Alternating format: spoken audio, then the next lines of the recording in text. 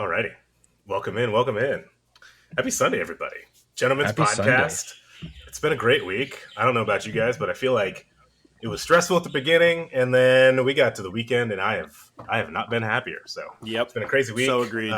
This week How are you needed guys to feeling? end very Anything quickly. crazy happened for you guys this week? I've been stuck at home with COVID, bro. That's it. Man, that was me the last time. Well, it sounds like you're feeling better. Oh yeah, significantly. I mean, we talked when it was first starting. I feel like I sounded like I was definitely on the verge of death for a few days there, but I'm feeling great. Just waiting for a negative test result so I can get back to life. Welcome back, man. Welcome back. It was not fun. I know I said this the last time, but whatever this new variant is, it put me down. I feel like I got hit by a dump truck. Mm-hmm. Worst headache I've ever had. I couldn't get warm. It was just a nightmare. So glad to have you back. Aaron, Alex, how was your week? Still a COVID virgin, so Nice. loving that. Sounds In spite of living in the Epicenter. patient zero of states. All good. And otherwise, I just worked a bunch on my house and went to work and did my thing. nice. What are you working on? Projects? What you got? Projects in my guest room, built a bed frame, moved a bunch of stuff into my garage, basically moved clutter from one room to another room. That's just life, right? You just keep moving things into other rooms and closets. I feel like I'm mentally doing that as well as now physically doing that. So like my reality is now my subconscious. Love it. That's amazing. Best of luck, Alex. How was your week, man? It was very exciting. Got back from Havasu weekend last weekend, so it was like hitting a brick wall of work on Monday. At like 10 a.m., there was like no mercy at all, and it did not relent this week. That was your first time at Lake Pleasant, right? Yeah. First time Good out there. experience? Overall, it was a blast. I never really understood the whole like lake people thing before. Now I think I do. It's Yeah, cool. dude. There's a lot of stuff going on. Maybe not the biggest fan of the typical attendees of the venue, but hey, it was a blast. I got to explore some new places and see some new people and lots of flags I disagreed with, and it was awesome. Sounds like a good time at the lake, man. Hopefully you enjoyed it. Sounds like you guys had a good time. Yeah, it was awesome. Awesome. Well, I know we've got a jam-packed session for everybody today, so excited to kind of hop in on some of the topics here. First one, I know we always kind of start off with F1, and we're in the summer break. We still got a few more weeks. I'm real sad. I feel like I don't have anything to do on Sundays. Although football just started up, so even though it's preseason and it's fake, and you've got all of the people who might not even be on the team playing, I've at 17 least to got some 7, bro. football. 17 to 7. That's all I got to say. I don't know what that means. What is Broncos 17 beat the to 7? Cowgirls. Nobody 17 cares. to 7. That's why I didn't know, because nobody pays attention to the Broncos. Uh, Anyways, moving on before everybody in Denver yells at me. I know that we wanted to chat about F1, so got some exciting drama occurring. Daniel Ricciardo, not really sure of his future in F1. And we had some controversy when it came to Alpine announcing they had Oscar Piastri that was going to be driving for him. He woke up that next morning and said, "Hey, I don't know what you guys are talking about. I'm not driving for Alpine." And then proceeded about 12 hours later to say that he was going to be driving for McLaren, which now we don't know what's going to happen with Daniel Ricciardo. And then a day later, Daniel Ricciardo came out and stated, "Hey, if you want to get rid of me, you are not going to pay me $23 million, something 21 some crazy million. number." Yeah. Yeah, So 21 million. would love to kind of get your guys' thoughts over the last week. Drama, what's the future look like for Daniel Ricciardo? Excited for Piastri? What are you guys' thoughts on what happened? I think it's super crazy. I don't understand how Alpine marketing is still employed currently, given their reaction times to some of this drama and the fact that they haven't updated things throughout all of it. I think Omar, what's his last name? Zavdavna. I'm not even gonna try it. This is Navanavana. That guy, or Otmar, sorry, not Omar. Otmar Zavanavana. He definitely was not handling the driver program shenanigan well either, and just sounding like a whiny, petulant child at Oscar, even looking at making more money at a much cooler team. So, I think that's a little iffy. I'm very curious to see what happens with Daniel, because to me, the only weird outcome there would be Daniel back in a Renault, which would be really weird. I feel like Does that's he really bound to want to go happen. back? I feel like that's bound to happen. It's got to be it, right? Yeah. It's got to be Danny Rick back in a Renault, but like it could be okay because it's not technically Renault anymore. You know, he's like, "Oh, I'm joining Alpine." It's like, dude, it's the same car. We all know what it really is, though. Yeah. Same team, bud. Could you see him go to a team a little bit further down the pack and still just be in F1, but give them some veteran status to maybe help out a younger driver? Why And not not? necessarily a younger driver. Here's my thought process, right? You've got Pierre Gasly, and you've got Pierre Yuki, Gasly. who I love Yuki, but for whatever reason, he can't keep it on the track. He just can't figure it out. So if I think Yuki Danny comes Rick- back next year, who knows? But Daniel Ricciardo and Pierre Gasly at AlphaTauri, I think would be an awesome combination. Highly unlikely, but He burned would his be bridge at Red Bull. It would give me a reason to root for him. For sure. It'd be cool. I feel like another cool pairing, and I don't think that this is likely to happen by any stretch, but I feel like Valtteri Bottas and Danny Rick would be a cool driver lineup. I feel like they'd be a great team. I Two think dudes there would be constantly a lot helping of- each other stay in first. It's great. No, I think it would be two dudes competing for who's number one driver in that spot because both of them would feel like they deserve to be a number one driver at any team that they would have. It would make for some good entertainment, at least. So- I just don't see Mr. Flip and Roll You Yeah, could but make from the a team in the argument. league. You could make the argument right now that Zhou Guanyu is driving better than Valtteri Bottas.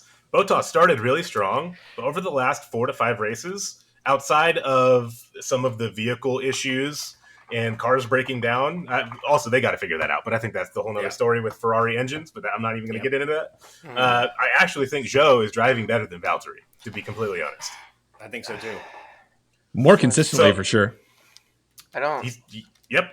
He's just consistently passing. He's making good decisions. He's fighting for points. Valtteri's Sure. found himself further down the pack more than he guess. probably should. He's number 9 overall. As I said, he started really strong. Yeah, but Joe Killing is number. Where is he at on this list? 17. Like, As I said, Bottas started really strong, but if you could maybe pull up the metrics of the last 5 races, I think Yeah, that race would by be a race very finishes. different story. Yeah, let's But look at quality anyways. results and finishing of the last 5 races. I know we're in mid-season. Still got about 2 weeks left to break. Red Bull out in front, both from the driver's perspective and from the constructor series. Ferrari, I know we chatted about that last week, running into some issues with strategy. They've only got 9 races left to figure it out.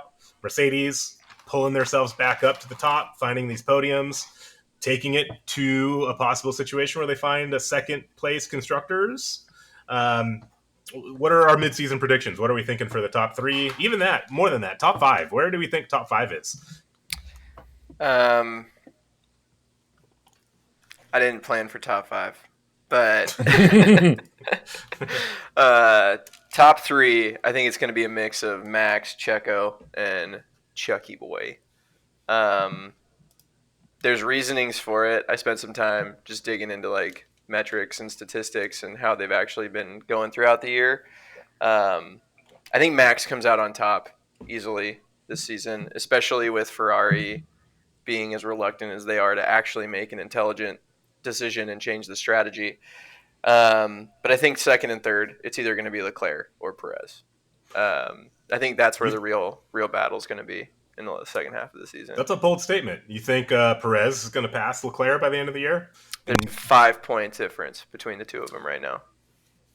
There's been I quite a think few it's gonna DNFs. So you think Ferrari stays on the same track and Perez passes? Yeah, dude. 100%. Absolutely. Even if Bold take. Ferrari keeps up, they're not going to have the pit speed that Red Bull has, and their strategy is proven far more consistent than Ferrari's trash / Yeah. non-existent strategy. Take Leclerc out of the equation for a second, and I think your top 3 is Max, Checo, and Georgie Boy. Currently. That's where I think our top 3 is, if Ferrari's out of the equation entirely, which could easily happen with the way that their season's going. I put Sainz, I think, over Georgie. You think so? Yeah, I think so. Why, though? By a What's the- very slim margin. But I think Sainz has had more consistent, higher result finishes than Georgie Boy has. Granted, I know he's had a few DNFs, but They are neck and neck in the points right now. It's only 2 point difference. I definitely see Ferrari, despite their DNFs and their terrible strategy, I see them performing at a faster speed than Mercedes towards the end of the season for sure. So I could see Sainz catching up over George pretty easily. Let me see if I can just pull That's this interesting. up here. There you go. Are you just stealing our Oh, there screen we here? go.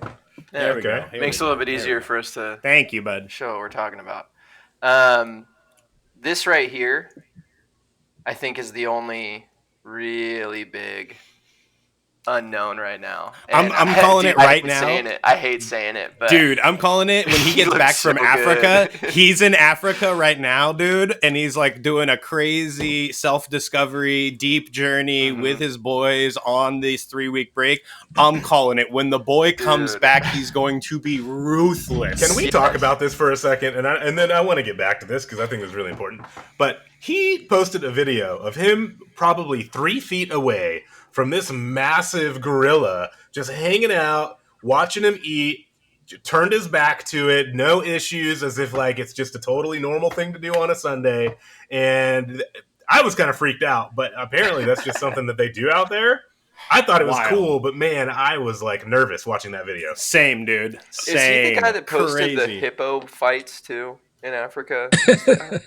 Can't remember who it was. I saw That some doesn't video. sound like a Lewis Hamilton thing. No, it was like right outside this super fancy resort in Africa, and these two hippos just went at it, destroying each other. All right, never mind then. That doesn't ring a bell. Okay, I'm glad I'm not the only one that saw that because Yeah. that was props to him. I'm glad he's doing his thing and relaxing and getting the head back on straight. I mean, the thing you got to consider is the guys with the automatic weapons are just outside of frame. So Lewis looks like a badass, but To the point. really that gorilla knows what's up. He's definitely strapped with security for sure. That is a very good point. All right, well, so we got some bold takes. I honestly think, I mean, Max is running away with it. He could literally take a vacation for the next 2 months and he would still be in first. Literally couldn't race and he will still be fine. So unless something drastic occurs with the Red Bull vehicle itself, again, I think I saw something like Max when he doesn't have a car issue or he doesn't have some looming penalty, he's always podiumed if the car is working well, which is just something crazy to think about. So I definitely see him kind of taking that. Leclerc, I feel like the Ferraris are going to figure it out. It's going to be Leclerc and Sainz. They've had 3 weeks to watch back all of the travesties that have occurred. I think they've got a lot to prove to the Ferrari fans. They've got a lot to prove with this group that they have. They're wasting talent currently, and they need to figure it out. So I very easily see them getting back on track, figuring out their engine issues, talking through strategy on what are the best case scenarios, situations that we could occur, what is truly A, B, C, D, E offer. I feel like at some point we heard there was like a G mapping. I feel like I don't even know why you have that many strategies, but I could very easily just see this by the end of the year being Verstappen, Leclerc, Sainz, and then Sergio, Russell, Hamilton. I am going to make the bold prediction that George is going to continue to stay ahead of Lewis, but man, I would just love to see them keep kind of battling it out for the rest of the year. My shock is coming from you saying that Sainz is going to jump Checo by the end of the year. Yeah, I don't think that's going to happen. That's not happening, dude. Yeah, I mean, again, That's bold take, bold. but That's here's bold. the thing. Sainz is always pretty far out ahead of Perez until you get into some pit strategy, tire scenarios, or cars going down. It is Max, so I just want to be very clear. Anytime I've been watching these races, it's Max and Leclerc battling it out. Sainz is like 2.5, 3 seconds behind, and then you've got like the rest of the pack down the road 10 seconds away. So, I mean, I can very easily see Hamilton and George start taking it to Perez a little bit more. He's not keeping up with Max. I would love for him to be up there, but I think there's 9 races where these 3 weeks, we're going to see these teams that have had a lot of momentum figure it out, pick up the speed. There's a lot of points to make up, but man, we've got some fast cars coming behind Perez. Unless he figures something out, I think he's the one that might be in trouble. At least from my lens. We'll see what happens. I just, man, maybe. I mean, I'm a Red Bull fan too, so I would love to see Checo up there. Look, Lewis Hamilton's a great driver. He also is a part owner of my favorite NFL team, so I have to root for him at least a little bit now. But I forgot about that. Did you just publicly say you're a Hamilton fan? I have to be. He's I'm a Broncos fan. He is a Bronco. By osmosis, he is a Bronco. Welcome to the anti-Massey fan club, bro. We know what to add one to the board. I still prefer Mr. Verstappen, my friend. So last year, I'm good with it. You're a walking contradiction, Yes, Mr. Right Wing. That's crazy. Alex is going to send you so much Mercedes gear for Christmas. Show. You are getting decked out, boy. Hey, man. I mean, Alex, you're kind of in the same position, to be honest. So you've got a scenario at some point coming in 2026 where you've got to make the decision if you want to wear Porsche F1 gear. You're also going to have some Red Bull attire attached to it. So I know. I know that I'm going to eat my words. I'm like, I just know that Gibby got there first, so I get to make fun of him first for it. And then eventually, as soon as I start wearing Porsche Max Verstappen gear, listen, then you can make fun of me all you want. The day that you wear a Max Verstappen hat or shirt, the pigs are flying. The world, something's going wrong, man. As long as Porsche crashed. Yeah, as long as Porsche has any other driver besides Max Verstappen, that will be the gear I will be wearing. All right. So, any last-minute predictions coming out of mid-season? Anything else we want to chat about F1? So, I actually watched an interesting video yesterday on the drive about the side pod issues on the cars. You guys familiar with this drama that's going on? No, I didn't see any of that.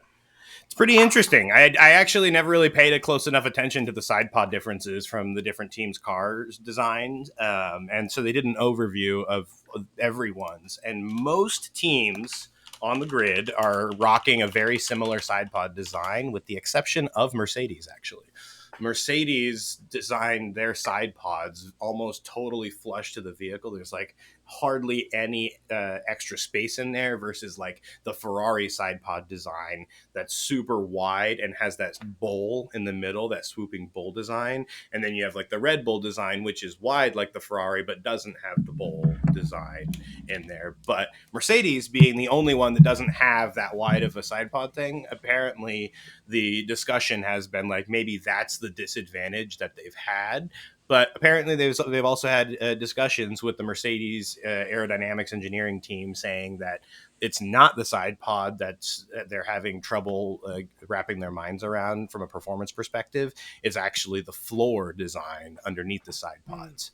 It's pretty interesting. I'd never like really paid close attention to it, but now it's making me question a lot, like what tracks Mercedes have done well on versus the ones they haven't. And I think that actually does have something to do with the side pods, but probably. That's really interesting. I haven't heard much of that. I mean, I know throughout the first half, at least most of the first half of what we've seen so far has been porpoising issues, and that stemmed from the way that their floor was designed, and they couldn't get their car any lower without experiencing extreme bouncing. Honestly, I don't know how Ferrari got away with it, because they had the same situation, but for whatever reason, when they stamped on the brakes, it stopped and the car was totally fine and they were able to get it horizontal and get it through the apex appropriately. But Mercedes was completely different. They hit the brakes, the porpoising continued. They couldn't slow down appropriately, but Ferrari got away with it for like a good 12 races, and it was kind of interesting to me. But yeah, that's the first I've heard of that. I'm going to actually probably go check that out a little bit later. I've heard nothing about side pods. Yeah, hold on. I'm actually going to pull it up right here for you guys if I can get it going. But yeah, it's pretty interesting. The differences were pretty substantial. Or here, actually, someone have a web browser share? Can you pull this up? I don't have my permission set up, but yeah, send it to Gibby. It's in the chat. Yeah, pull it up. Aaron, I've got to ask while we got you here, the hat, man. What's the story behind the hat? The hat? Oh yeah, I don't know much about it.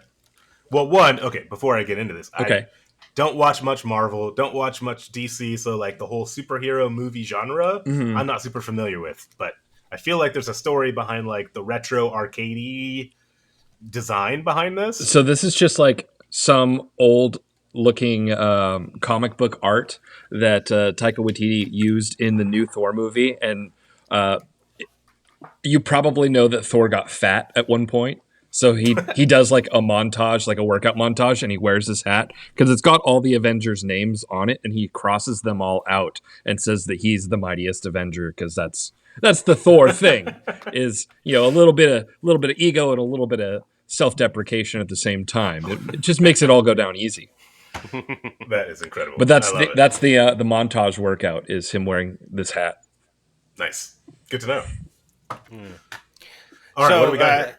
check this out. So the Mercedes side pod is shown right below the Ferrari difference, and you can see how Ferrari has that big inlet bowl cut out on that side pod where the air intake or outtake. Sorry, that's out like exhaust, isn't it, on the side there? Or is that So, but to me, that means that allows a lot more air inside that cavity because I'm sure they don't have anything filled there, right? That's just, I think, air inside that area. Versus the Mercedes design that's super tight to the components within the vehicle, and you get a lot more of the exposed floorboard below. To me, that means that they're not getting as much balance, and I think that Ferrari might be getting a better balance on their vehicle side to side from that air being in those side pods. That's interesting. I mean, just looking at the picture, you can almost make the assumption that the Ferrari gets better downforce from its aero package, just looking at it. But again, I'm not an engineer. I don't know much of like the intricacies behind why they make some of their decisions. But I mean, just being a casual fan, looking at it from the top down, I would make the assumption that the Ferrari is going to be closer to the ground solely from just air in the way that they designed that side pod. So that's a really interesting take. Which makes sense that they have less of a porpoising issue, right? Especially in turns. I would think especially in lateral moves. Absolutely, which is what we're seeing, right? Ferrari is actually, if you look at their previous performance, they've always been fast in a straight line, but this year they're much faster and closer to Red Bull in the corners than they have been previously. They're actually faster in the corners. I was watching a side by side the other day, which was a really like interesting channel, and this guy slows down the side by side first person view of Max and Charles. And it also, he dives a little bit deeper into the analytics behind when they're on the brake and when they're on the acceleration. And the Red Bull is exponentially faster than the Ferrari on the straightaways. And in the corners, Charles is significantly further ahead, but Max gets on the gas much faster than Charles. But the Ferrari keeps the speed further out of the apex. So even though he's getting on the gas further, partially down the road, he's technically driving faster than Verstappen. But because the Red Bull is so much stronger in torque and downforce in the straightaway, he ends up catching Leclerc through the straightaway. And by the end, Max is already ahead of him again. So it was a really interesting take, but like significant margin differences between what those cars are doing and where they're getting on the brake and where they're getting on the gas. But I cannot emphasize how much difference the Ferrari has in the corner is like light years difference, but somehow they make it back up on the straightaway. So it was just a really cool take. I'll try to find it and send it over to you guys at some point. Nice. Yeah, that's Sweet. super interesting. Yeah, please do. Yeah. Awesome. Well, I know that we also kind of wanted to shift away from F1 for a second. I know everybody got a chance to watch. Well, I'm a huge UFC fan, so I watch it anyways every Saturday. But I think through social media and different people kind of sending some things around, we saw a really awesome. I don't want to say awesome. We saw an incredible take on mental health in a speech by Paddy Pimblett, who's a UFC fighter in London. He won his fight, and then at the end took a few minutes to just really talk about something that happened with his friend. His friend committed suicide, and it happened like a day before the fight was going to happen. So I know you guys got a chance to watch the speech. Would love to maybe hear your guys' thoughts on just mental health in general, and how did that impact you, what he was able to do. Because I think that was the first time that I've really heard a superstar, a celebrity talk about that topic on such a stage. So would love to maybe get your guys' thoughts on how that impacted you guys. You pretty much nailed it, Justin. This is kind of like as far as like MMA guys are seen as the tough guys of the sports world, to be this vulnerable is a big deal. And especially when generations of people look up to those superstars, those sort of athletic heroes. That really means a lot to people, and I think has a lot to do with like bringing awareness and community, and hopefully, hopefully destigmatizing these sorts of things that are very normal. 100%, man. I mean, I think it hits home for me a little bit more than I think. I mean, I won't speak for anyone else, but it hits home for me pretty significantly. Um, there was a fairly long period of time in my 20s where I did struggle with, intrusive thoughts, and I battled not understanding why I felt the way that I felt and who I was. And there was a lot of times in those years where, like, I didn't tell anybody. I didn't talk to anybody about it because for the longest time, like you said, Aaron, like there's such a big stigma around it that, like, dudes just gotta be strong. Mm-hmm. Gotta, like, you gotta be big, you gotta be tough, you gotta be strong. And that was, I looked at it and saw it that way myself. So I didn't want to talk to anybody about it. And I mean, Bobo was witness to this. I was a wreck in my early 20s. I was a messed up dude. I went through a whole lot of craziness, and having somebody like Patty come out and just be like, we need guys to start talking, like, that just, it immediately hit home for me. Like, it's a big deal, and I'm super thankful to that guy, because it does make it a little bit easier. Like, I mean, just since the speech, I've had multiple conversations with different people about, like, thank you for recognizing that this is something that I was going through in my life. And thank you for being a part of it and still being around, getting me through some dark stuff. And I'm glad to be here. So, Well, we're glad that excuse you're me. here, man. Yes, sir. Bless up, 100%. I thought it was really great too that it touches on the topic not only of the stigma from like external society of like expectations for being a man and like what that means, but also the struggle for having dudes communicate with other dudes, right? Like that barrier shouldn't really exist, but I think naturally as we start moving through our careers and jobs and whatever, and we all have our own goals for what we want to achieve in life, I think that naturally lends itself to us comparing ourselves to other people, and also it leads to like an unconscious competitive mindset that happens between dudes, right? It's like I feel like every time I meet up with new dudes that I meet, there's like one of the first topics is like, oh, where do you live? What do you drive? What do you do? What's your title? What's your whatever?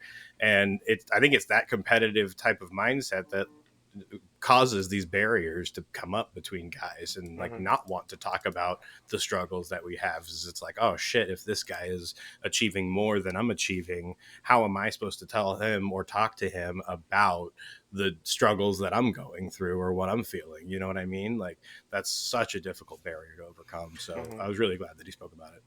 I think you hit on it, and I struggle with this myself. Just the communication piece of it alone.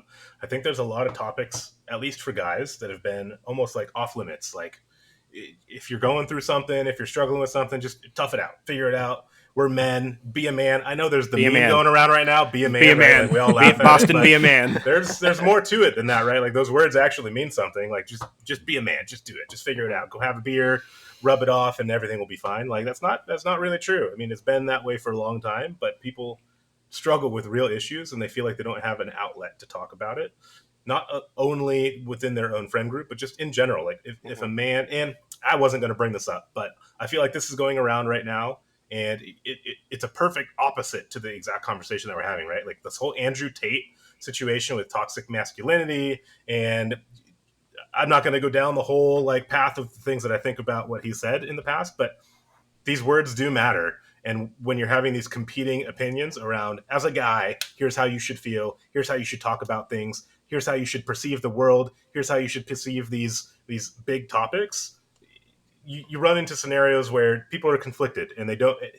It's not that they don't know how to talk about it; they just feel like they shouldn't talk about it at all. And then you run into these scenarios where Patty's friend didn't even feel like he could reach out to him, so he's not here anymore. And I think he summed it up perfectly, right? Like I'd rather someone reach out and just, I'll be here, just cry on my shoulder and let's talk about it and let's figure it out, than hear from a friend in the morning that something happened and now I never even get to have that conversation with you ever again. So the communication of piece of it is, I think, really big. Just having open platforms and being willing to talk about it, and just understanding that people are out there to help you through situations, and there's a lot of programs available to help you through situations. I think we're at that point in 2022 where it needs to be a common conversation. We shouldn't just have to talk about titles and money. We should be able to talk about things that we struggled with, and Things we are struggling with currently. Currently, yeah, exactly. Yeah.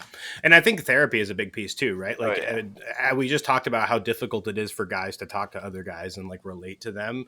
Therapy is the perfect outlet that is an unbiased third party view that's going to help you talk through those types of situations that there still is a stigma over. And like, I've done therapy and love therapy, and I think everyone should do therapy. Even if you feel like your life is perfect and nothing could be better, you should still go to therapy, because you will find things that could be better and that you can be working on that you didn't even realize.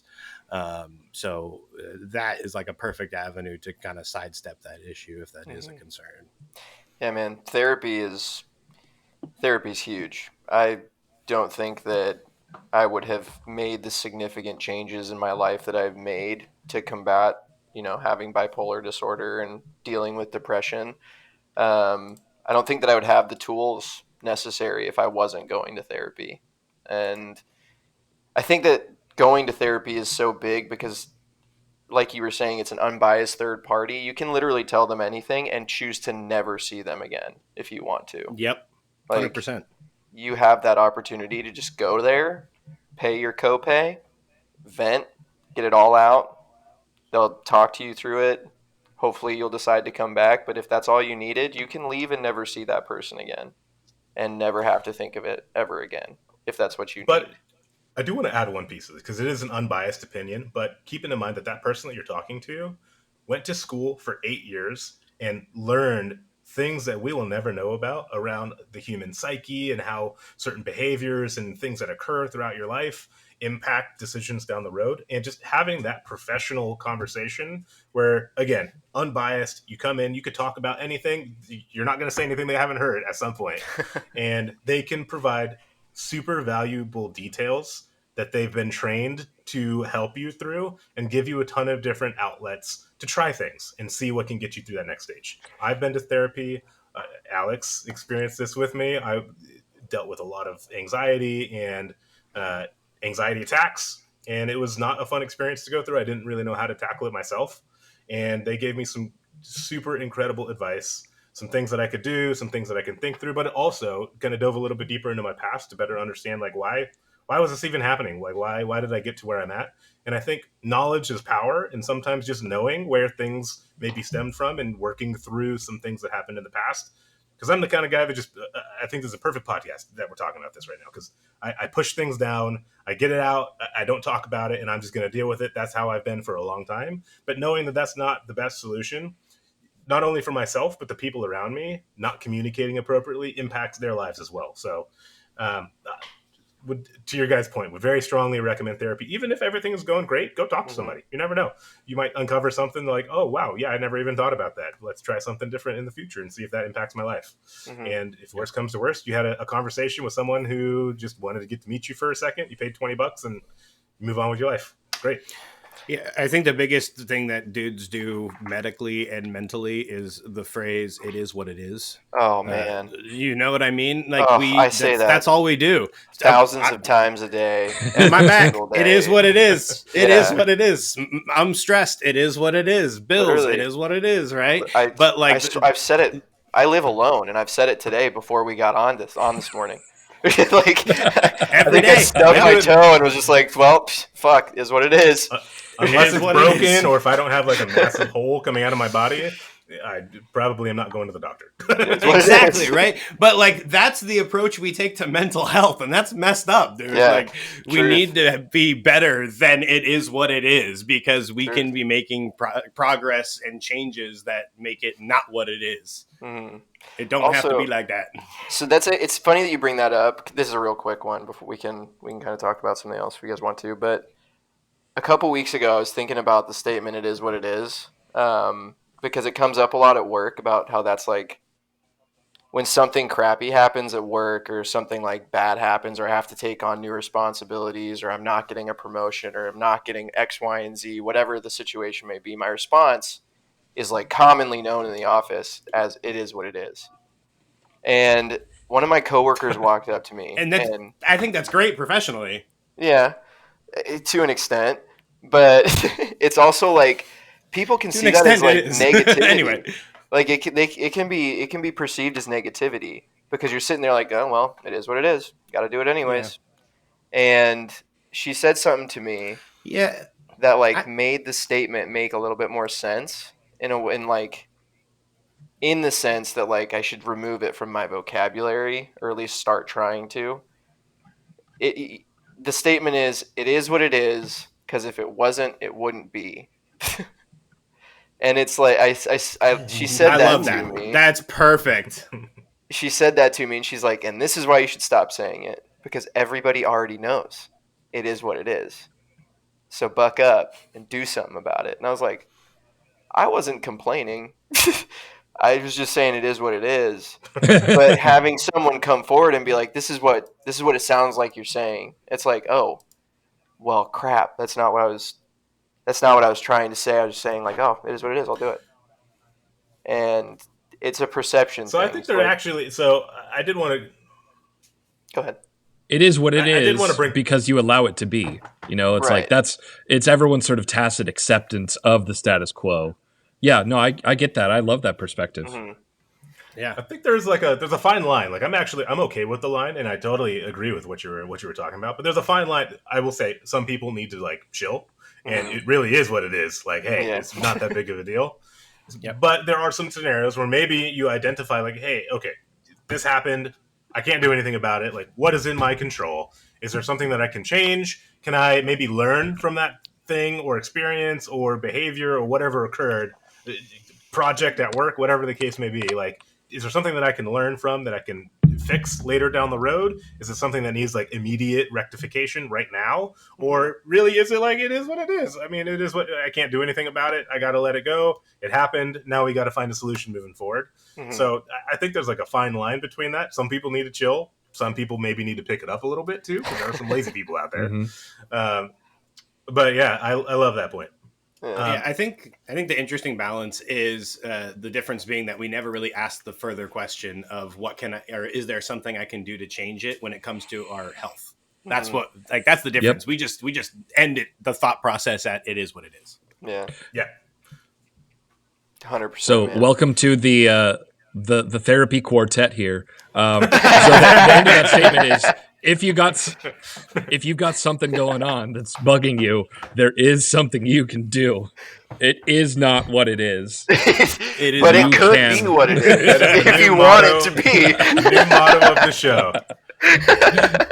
We are not licensed professionals, but we will give you fabulous advice. All right. I don't know about you guys, but I know. So every week we try something new. Last week we made some mishaps with people getting different energy drinks, not being able to find stuff. Alex having his goat milk, goat fuel. We had The Rock with the Zoa. I think all of us got the same product this time. We're going to compare the difference between Trader Joe's off-brand products and normal products. And the two that I got were Oreos and Pringles chips. And I need to say something real quick because this was like a big issue. Not a big issue. Maybe it's just I haven't looked for it. But okay, so this is the can of Pringles. I'm pretty sure I got the right one from Trader Joe's. This took me 10 minutes to find, and I knew exactly what I was looking for.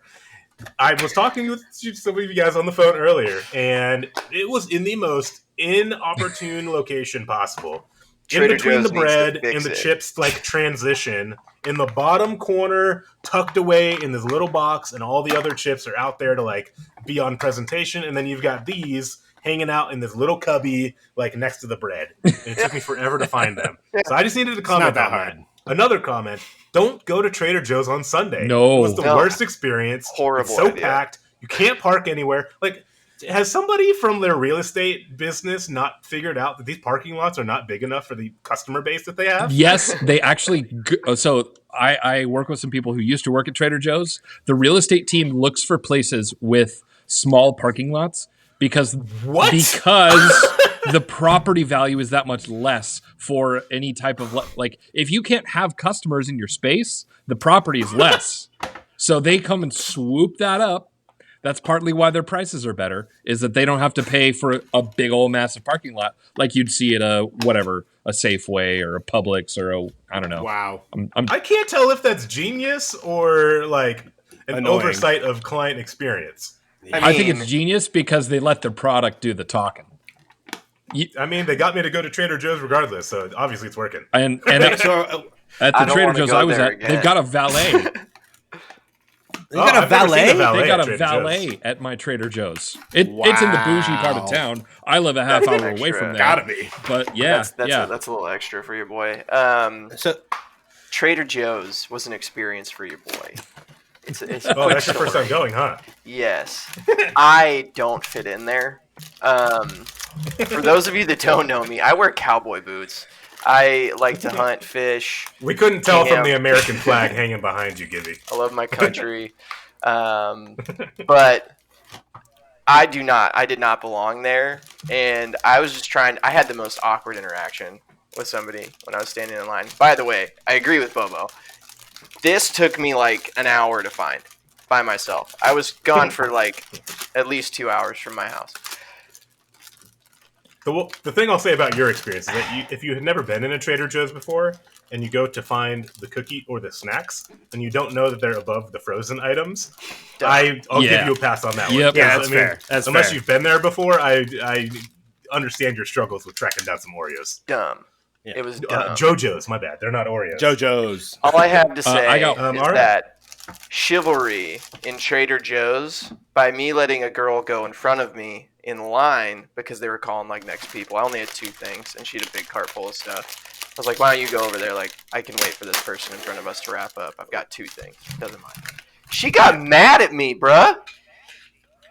For letting Yeah. her go ahead of you? Yeah, she got mad, and then the That's people the first behind time I've her ever got heard of that. mad. And I was just like, I'm sure, just go. Like, you have a big cart. I've got 2 things. It's fine, not a big deal. And I turned around, and she was like, whatever. And I'm sitting there like, what did I do wrong? all I did was wear Lame. cowboy How boots. dare you? My cowboy boots and a shirt that Lame. had an American flag on it was a bad idea, apparently.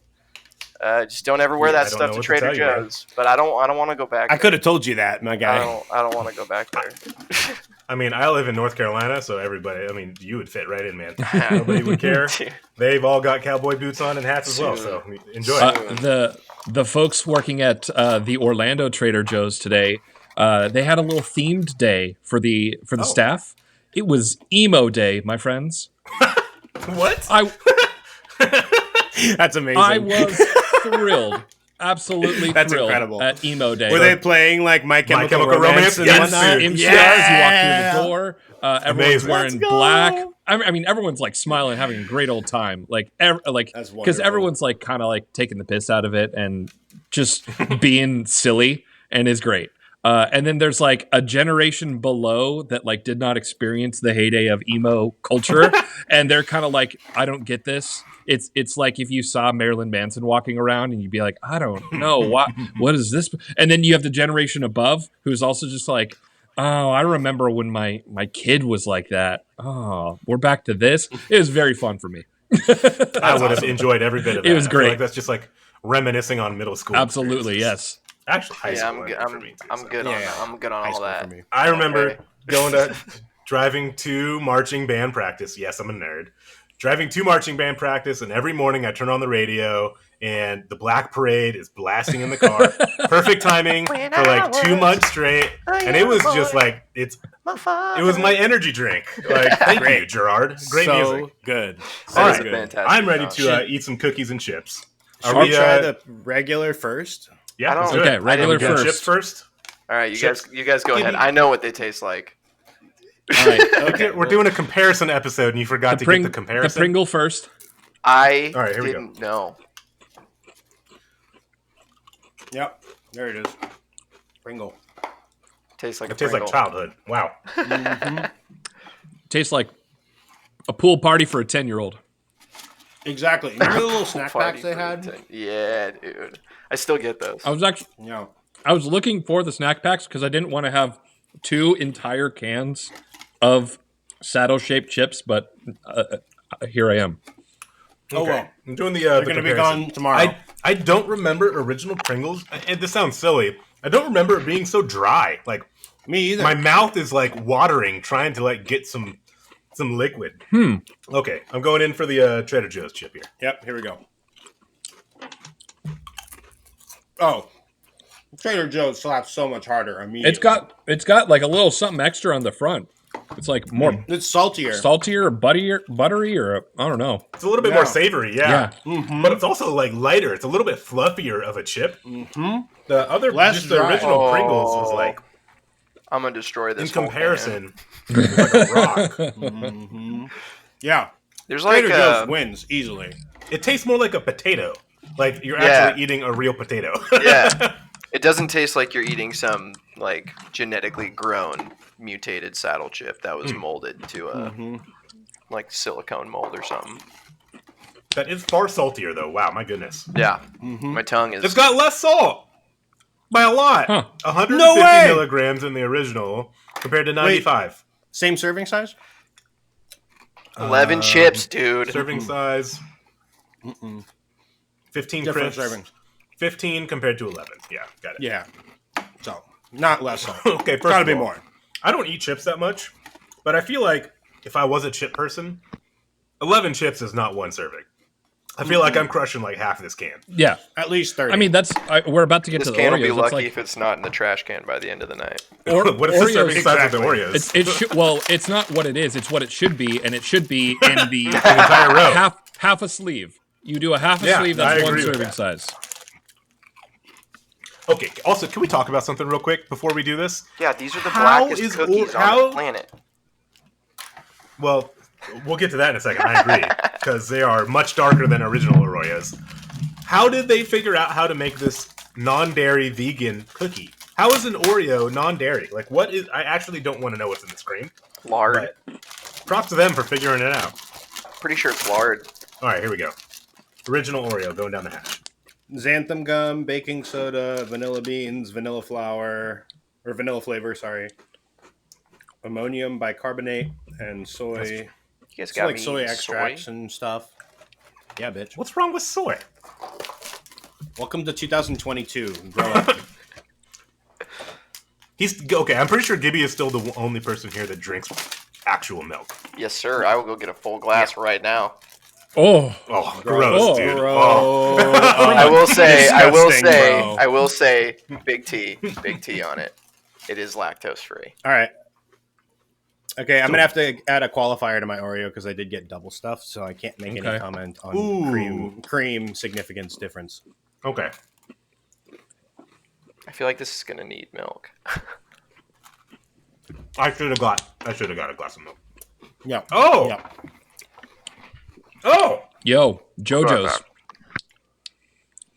JoJo's Oh. has like I want to say it's like a vanilla aftertaste, and the cookie is more like a cookie and less like a cracker. The Yeah. cookie is thinner Yeah. to me. But it has like more cookie flavor. Yeah, it's a little softer. Much stronger vanilla cream. Okay. I'm gonna That's this is money. gonna be a bad take. Maybe not a bad take, depending on some people. I actually like original Oreos way better than these JoJo's. Oh, really? Maybe it's just because it's like I've had them so much and I'm like used to that flavor profile. There's something missing and I can't figure it out from the JoJo. Even though the JoJo probably has like overall more flavor in my opinion, I don't like it as much, which is weird. It's like the texture. I don't know. It's missing something. Milk. I think it's the cream that not the like. It's just like not as thick. This left a really weird As the aftertaste in my mouth. Well, was that the potato chip? That's what I don't Or know. the That's Oreo? I don't know. Got to cleanse the palate. You got to. Yeah, That's the way. cleanse To do it. it. That's the way I should have done it. To dip it in the milk is the true way to be doing this test. But I'm not going to go grab a glass of milk. Okay, I am going to say that No. Trader Joe's potato crisps are better, but Oreos, in my opinion, are far better than the JoJo's. These JoJo's are hot Trader poo-poo. Joe's. I did the dunk test. I wouldn't go that far. It's gross. It's not good. It's not good. It literally, I don't even know what it tastes like. It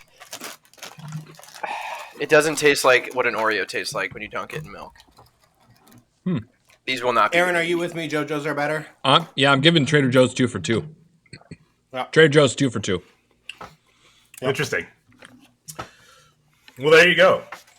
There's a review. I didn't know what to expect. I feel like I have way too many snacks now that I don't know what to do with, but I'll figure it out. Oh, I'm not worried about that, man. I think you'll figure it out. I mean, I'm sure I will. I feel like I'm just not like, I don't know. I'm not a snack guy. If I want something, it's going to be hearty. If I want a snack, I know, actually, I'm not going to say it because later we have a question that is pertaining to this. So before I lose my answer, I'm actually not going to say anything yet. Okay. I forgot. I know we wanted to, well, too bad. Figure it out. I know I was interested. You had brought this up last week. There's a reason that the Porsche 911 is called the 911, and I don't know that. So in our segment of Did You Know, Alex, go ahead and give us the rundown. Why is a Porsche 911 called a 911? Did you know? So the Porsche 911 is called. Oh, go ahead. I was going to say we need some bumper music. Yeah, exactly. We definitely need to figure out a segment, Editor. like, transition. Yep. Do we have an editor? I don't know about that yet. Nope. I'm calling out to the editor of the future. Yeah. And maybe it's like the collective editor that we all are currently. So anyway, so the Porsche 911 is called the 911, not originally or intentionally. The name was adapted to that after some legal shenanigans, believe it or not. Yeah. So the original Porsche 911 was actually called the Porsche 901. Problem with that, they actually, the original prototype even says Porsche 901 on it still. But right before they brought it to market, after they had unveiled it, Saab filed a legal dispute with them because Saab has a copyright and trademark over anything with that ends. I think ends in 1-1, right? It's with a 0 in the middle. 3 digits. Oh, sorry, zero with the in the 0 middle. backwards. Sorry, Yep. with the 0 and the 1 in the middle. So that's why they had to add the 1 to combat Saab's like 9-0. How do you even get that copyright? How is that even possible? No idea, but they still have it. Wow, that's crazy. Okay. Yep. So that's what originally named the Porsche 911. So if it wasn't for Saab filing a legal dispute, it would be called the Porsche 901. Well, thank you, Saab, for giving us one of the best, most recognizable vehicle names on the planet. Yep, exactly. Very crazy. Did you know? Saab. Thanks for the Did You Know, man. You're 2 for 2, crushing it. Thanks, man. I try to I come still with want some an good electric Mini Cooper for anybody who Me watched too. last week's episode. stuff. I looked at him right away. Man. Yeah. All right. I know we got one more topic here, and then we'll get to our question of the day. We're going to do a bit of a draft. We only have one selection, but just briefly wanted to chat about current NFL situation. We've got on the topic of Deshaun Watson. I know we all are kind of in the know, in the loop now on what has occurred. For anybody who doesn't know, Deshaun Watson has been suspended through the NFL. Currently has a standing 6-game suspension that went through a full court hearing legal situation. So 6-game suspension heading to Deshaun Watson's way. However, he did just start in the Cleveland Browns preseason game yesterday and got heckled pretty hard. For anybody who doesn't know, Deshaun Watson is currently being sued by 26, I'm going to say that again, 26 women for sexual assault allegations, which is a pretty major situation. And the one thing that I will give credit to the NFL commissioner for, for the first time in his life, in my personal opinion, he's actually cracking down on something that I would deem worthy of cracking down on. He does not think that 6-game suspension is enough punishment for the things that this man has done. So we don't have a final result of what that is going to be, but I have a feeling from surrounding beat reporters that Roger Goodell is going to suspend him for the remainder of the season indefinitely, pending a further NFL investigation. But wanted to get your guys' thoughts on kind of what that situation has become, just in general. How do we handle those types of situations? And I mean, what should we do? Why are we even in here? I think it's absurd that he's playing. Like, it should be so simple that he should be kicked off the team at this point. At 26 bare women, minimum. like Yeah, bare out minimum, the league. like out of the league. Yeah, Like, he should be out of the league at minimum. He should be in jail, and that would be a lenient sentence. And Problem you know, is like 26 in women is Texas. insane. He was in Texas, buddy. So you know how they. You and your they like buddies, to- man. Like, Hey, you gotta figure it out. Hold on. Hold on. Hey, listen, you don't get to claim and then not claim. Okay, I live in Arizona, sir. Same I live shit, in Arizona. So I will state, just to play devil's advocate, and I hate doing this, especially on this topic, but I'm going to do it anyways. There are allegations currently, like it has gone through court proceedings. There's been nothing convicted yet. It's all allegations. 23 How you get to 26 allegations? 23? 23 have so officially been settled, 2 of which were sexual assault cases, and they were settled outside of court. So we don't know. I think just the number alone is really scary. But I will, again, to play devil's advocate, and I hate doing this because I'm on the complete other side of this, but as the Cleveland Browns organization, if you're going to have this top talent quarterback on your team, and you know that he might have a 6-game suspension, like that is 100% in stone currently, but you're not sure of the rest of what might happen, putting him on the field in front of national live television says, hey, tell us what the scenario is, because we're going to put him on the field, so tell us now or forever hold your peace, because we're going to air it, and you guys are going to have to figure it out and deal with that PR. And he played. He went out on the field. I think he only played a total of 5 or 6 plays. But as the Cleveland Browns organization, they're just like, give us a decision. If you say you're going to do something, do it, and we will deal with the ramifications afterwards. But if all it's going to be is a 6-game suspension, he's going to go play preseason, and you guys are going to deal with the rest of whatever happens after that. Do I agree with it? No. Do I think it's smart to maybe like poke the bear a bit and get the dragon to say, okay, we're actually going to do this?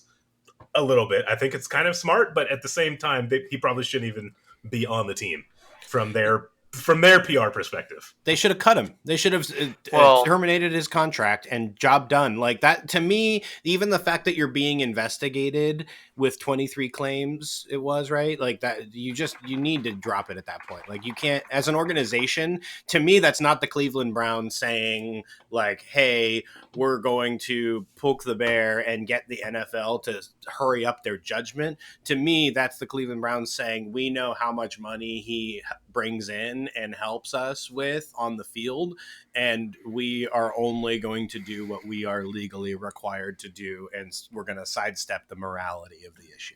So, as much as I hate to bring it in, the business side of things does actually matter, because the Cleveland Browns organization, although he is a new player to their organization, does cost them money. $230 million of his 5-year contract is guaranteed. So, if they were to just terminate the contract exit clause, or cut though. the player, there isn't. That's what agents are for. With no circumstance, there's no like he could murder people and they would still have to pay him $230 million.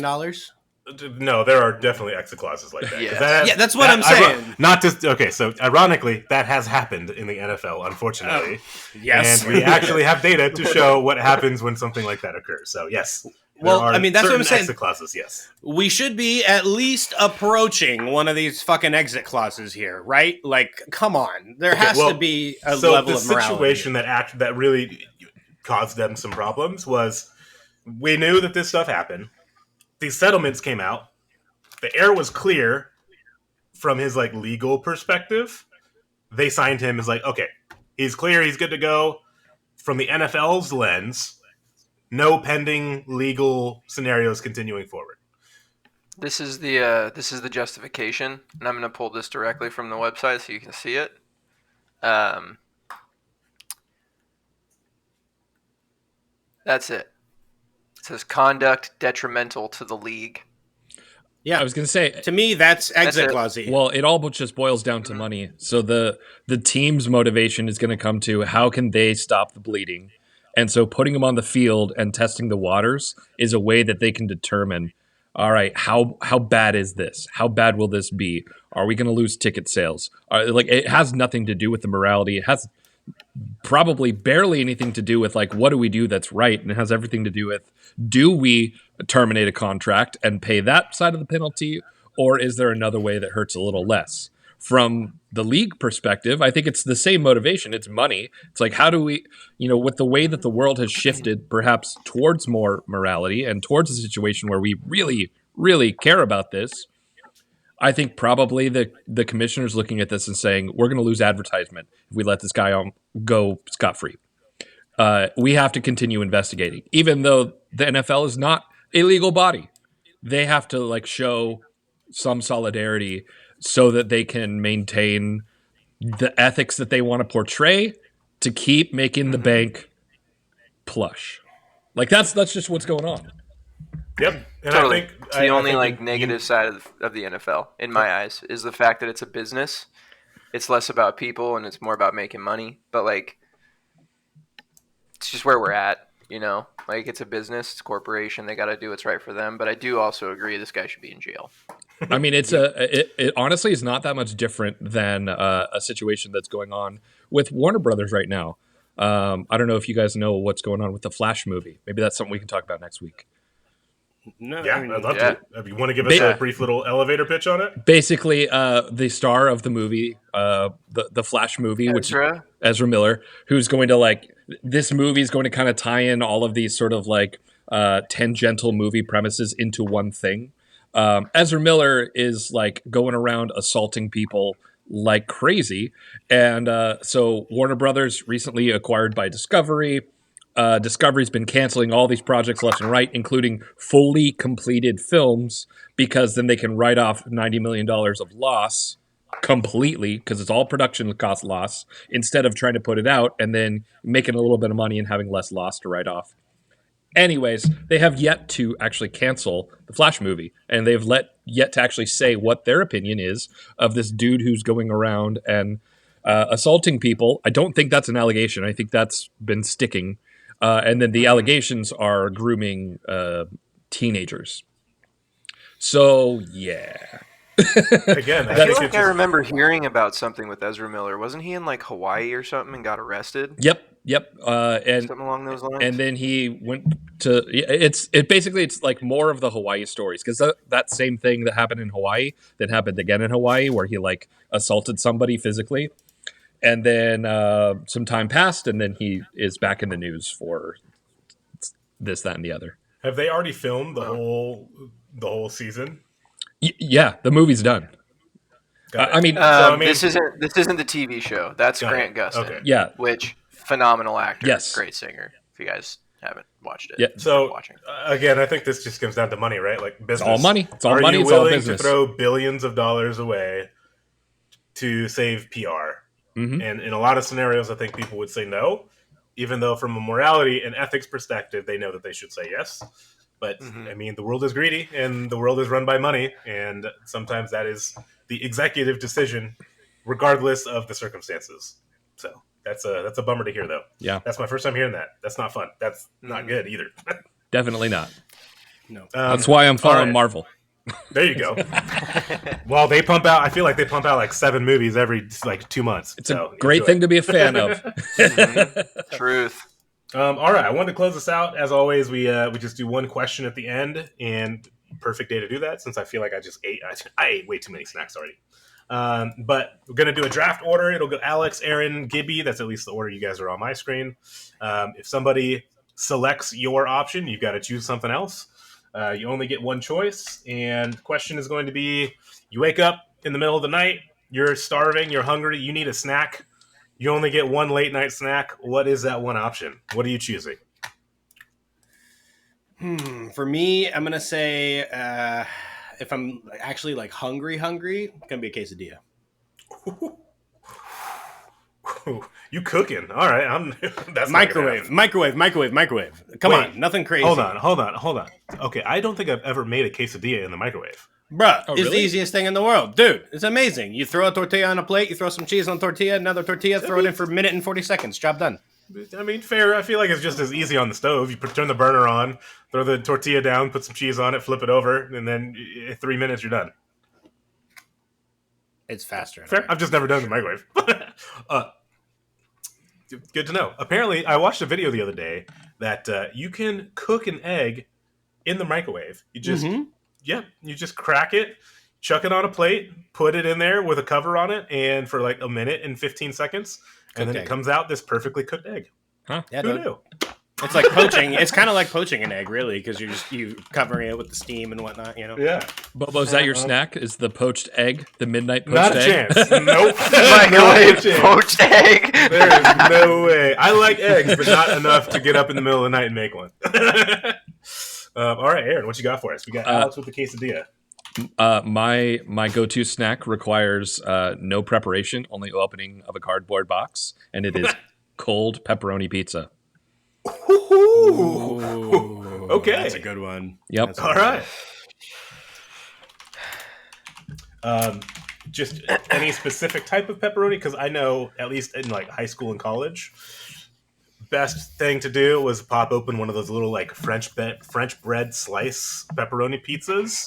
Takes like 45 seconds to make in the microwave. That was the go-to one. I'm saying Yes, sir. I'm saying specifically leftovers, like the like congealed, or the cheese and the sauce and the toppings have all now turned into one thing, and the dough It's like a pizza snack bar. Yes, exactly. That is the go-to. If we're talking like frozen pizzas, I mean, I got my thoughts on those too, but this is just the go-to snack, is like the single slice pulled out of the box from, earlier in the evening, nosh it down.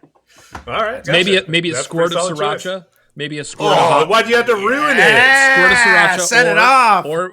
I've recently been doing a squirt of hot honey on my slices. Hot honey is delicious. Yeah. I've never had that. Sriracha is the worst sauce that's ever happened. Maybe we could do a whole episode on what is the worst sauce, because that is absolutely my answer. Wow. Yeah, there are so many worse sauces.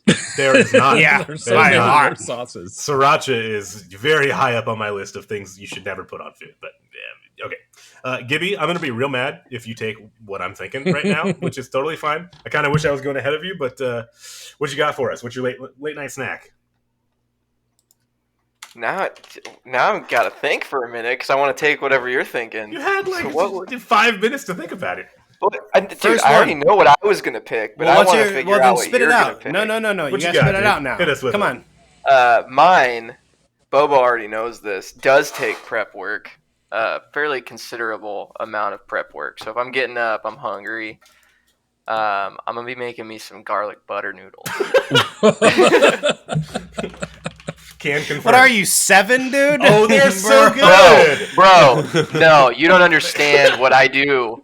You don't understand. It's not just melting butter on spaghetti noodles. I make a brown butter roasted garlic sauce and put that on noodles. It's an endeavor. It's like a 30 to 45 minute process to make these garlic butter noodles. Throw down. I'll make them for you someday. They're delicious. Yes, please. That sounds great. They're all vegan. But you got to wake them up at midnight and be like, Yeah. "Hey, you hungry?" That's the move. Yes. Yeah. I'm gonna come visit you in San Diego. That's what I'm talking about. Hey, Come you gotta on down, work baby. tomorrow, right? You gotta work tomorrow, right? Yeah, cool. All right, I'll see you at 2 a.m. with some butter noodles. Set your alarm for 45 minutes from now and wake up and come out and get some food. I love it. It's perfect. Absolutely perfect. Bobo, what's yours? All right, man. I got the so all of your guys' stuff at least required a little bit of work. Mine is super simple. Again, I told you guys I wasn't going to get up and like make anything. It's classic. It's nothing nuts. I can literally just go right back in bed with a delicious bowl of Reese's cereal, and it is going to be amazing. Bro, if you say that word in front of my face like that one more time, I'm going to lose my damn mind. I'm going to go pour a bowl of Reese's or Frosted Flakes. It's going in the bowl. One E in between the S's, or bro. soy milk or almond milk on top of it. I'm getting back in bed, and I'm crushing a big bowl of cereal, and it's going to be delicious. Hold on. What are they called? Reese's. No. Yes. I cannot stand No. this, dude. It's It's like my called- biggest it's- pet I'm peeve not that getting into this Justin argument. commits ever. It's Reese's Pieces. Reese It's not says Reese's Pieces. Reese's with an S at the end. Reese's. It's not Reese's Pieces. It's Reese's Pieces. Sorry about it. It's Reese's. I don't know what to tell you, man. Reese's. I can't stand Reese's. Just because you don't know we how need to Reese's- change topics. This is going to get me too mad. All right. Reese's Pieces. I just want to go on record saying I've heard it both ways, but the fact that Bobo thinks that it takes less effort to prepare a bowl of cereal than to take pizza out of a box It's hilarious. does alarm me. Fair. You're grabbing like 5 things to make a bowl of cereal. At least 4. This is fair. This is okay. Bowl, But so spoon. here's the thing. Milk, cereal. Yeah, but okay. So what are you just leaving the cold pizza like on the stove overnight, and then you're gonna put it No. away in the morning? No, I am in You the took fridge. that pizza, you put it in some plastic bags, you No. tucked it away in No. the back corner. You're a No. lunatic. Just him trying You're to a make it sound more lunatic. intense You're than a pulling more lunatic. cereal. Let me take you step by step. Open the fridge door. Open a cardboard box. Remove slice. Open mouth. Well, some of us don't live in the ritzy area of Orlando and have. I don't have a refrigerator where the whole pizza box doesn't take up everything else on my shelf. So Dude, for real. I've got to at least put mine in some Small- plastic bags, or I need This to is upgrade small my fridge refrigerator. problems. Apparently, yeah. Like Small every fridge good problems. Sorry about it. thing, dude. Sorry Like about every good thing in life, you make it fit. Okay. That's right. That's With a right. classic quote by Alex to finish off the episode. All right, guys. I appreciate you guys. I know we're coming up on time here, so a lot of really good topics. Would love to be back next week. I know Devin wasn't able to make it today, but it sounds like he should be good to go for next week. Aaron, first time on the episode. Thank you so much for Hey. joining Yeah, us. welcome, sir. Hopefully, we can make you a recurring guest every week. Hey, quick shameless plug. Once we go off air, I have a pyramid scheme to tell you guys about. Yeah. Cool. Yep. All right. Sick. I also have one final plug as well. This isn't for me. But just based off of some of the stuff that we were talking about, I did want to highlight that the United States does now have 988 available. It is the Suicide and Crisis Lifeline. So if you're feeling like you got nobody to talk to and you can't reach anybody, you need someone to talk to, please call 988. We definitely want to Great keep shout. you around. Absolutely. All right, guys. Well, thank you so much. Enjoy the rest of your Sundays. And we will see you guys all next week. Gentlemen's Podcast. Have a great week, everybody. See ya. Later. Peace.